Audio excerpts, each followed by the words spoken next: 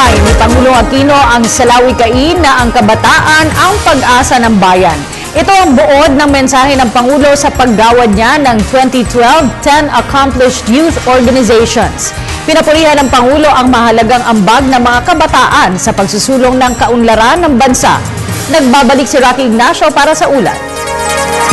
Ang kabataan ng pag-asa ng bayan, si Pangulo Aquino binigyang pagkilala ang mga natatanging kabataan sa ginanap na 2012 10 Accomplished Youth Organization Awards. Kaugnay na ika-10 anibersaryo ng tayo, 10 organisasyon ng kabataan ang binigyang parangal ngayong taon. Sa pagsasalita ng Pangulo, muling binigyan din nito ang mahalagang kontribusyon ng mga kabataan para maisulong ang kaunlaran sa ilalim ng matuwid na pamunuan. Ang pangarap po natin at talaga nakatutok tayo sa pagkamit ito, ang ilayo sa bitag ng gutom at kahirapan Dalacruz at ilapit siya sa katuparan ng kanyang mga pangarap.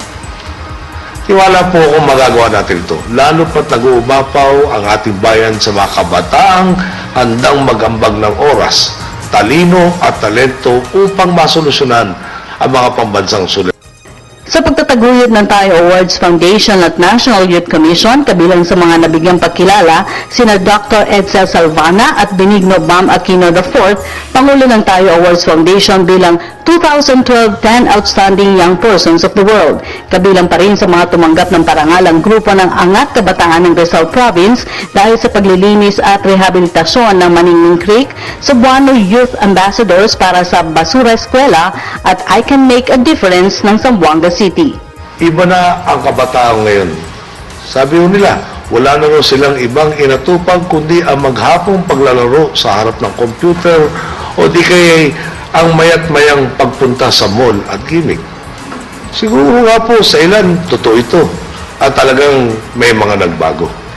Pero malinaw din bagay na mahalaga, malasakit sa kapwa, paglingap sa mga nangangailangan, pagkukusang tumulong sa ikabubuti ng bayan ay nakatirim pa rin sa puso ng kabataan Pilipino.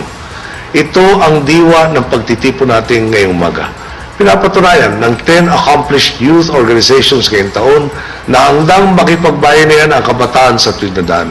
Ibinabandila ng mga ginagawa ng nating organisasyon na anuman ang edad, kasarian o katayuan natin sa buhay, basta't sama-sama tayong gumagawa ng Itinuring naman ng mga kabataan na inspirasyon ng mga sinusulong ng Tayo Foundation at National Youth Commission. Naging maramdamin si Mary Grace Agudelo, isa sa mga awardees dahil sa pagbibigay daan sa kanilang mga mithiin na pangalagaan ng kapaligiran bilang pagmamahal sa bansa.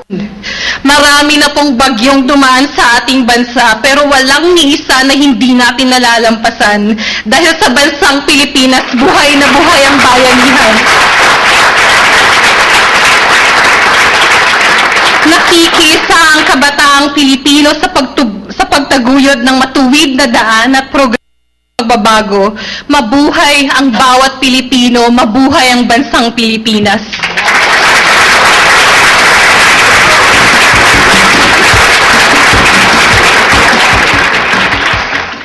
At sa awiting Ako'y Isang Pilipino ni Noel Cabangon, ipinarating ng mga kabataan na patatagin pa ang kakayahan tungo sa mas matuwid na Pilipinas.